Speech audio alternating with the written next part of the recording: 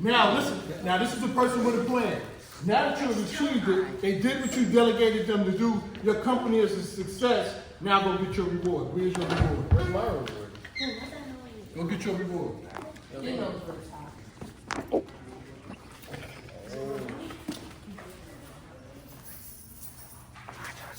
It's yours. Read it. What is it?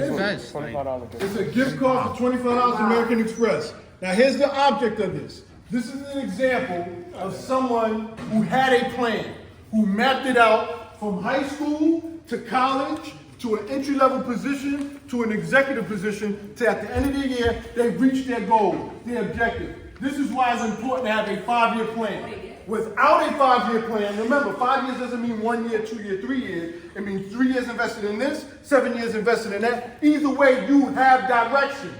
My man Anthony didn't have a plan. He had no direction. He had a support system with his friends or his family. He went looking around, looking under the tables, looking in people's pockets, looking under this, looking through that, and at the end, he still didn't get his reward. Compared to Eli, who had a plan written out, got it figured out, mapped out. He had me as a mentor or a professor as a mentor that helped guide his way through it. He had people that reported to him in his executive position, ultimately reaching his goal, which was the $25 exam.